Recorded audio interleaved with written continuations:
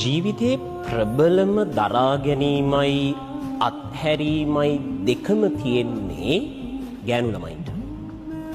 මොකද ගෑනු ළමෙක්ට පුළුවන් මේ තප්පරේ අඬලා ඊළඟ මොහොතේ ඉඳන් hina වෙවි ඉන්න.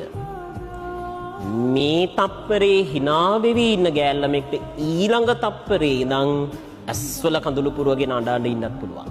හේතුව තමයි පුතා හරියට ගෑනු ළමයින්ගේ හිත මල් වගේ. ඔය නිදහසේ හුළඟට පාවි වැනි තියෙනවා. ඒ මල් වගේ හිත්වල ලස්සන සුවඳ හැමෝටම බෙදලා දෙනවා. හැබැයි ගෑනු ළමයින්ගේ ජීවිතවලට වගකීමෙන් දෙන්න.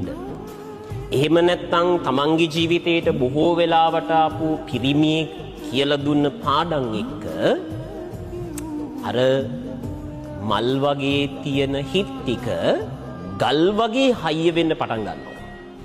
ඔය ගෑනු ළමයින්ගේ ගල් වගේ හයිය හිත් එක්ක තමයි මේ පිරිමි අපිට වඩා මහන්සි වෙන්නේ. පිරිමි අපිට වඩා ලොකු ලෝකයක් දකින්න එහෙම ගෑනු ළමයි. පිරිමි අපි නොදකින ජීවිතයක් ගොඩනගා ගන්න මහන්සි වෙන්නේ එහෙම ගෑනු ළමයි. හැබැයි එහෙම ගල් වගේ හිත් තියෙන ගෑනු ළමයින්ගෙන් අර මල් හිත්වල තියෙන සුවඳ නිදහස බලාපොරොත්තු වෙන්න එපා. පිරිමි අපිට වඩා මේ ලෝකෙ මහන්සි වෙන දරන කැපකිරීම කරන ගෑනු ළමයි අනන්ත ප්‍රමාණ මම මගේ ජීවිතය ඇතුලේ දැකලා තියෙනවා.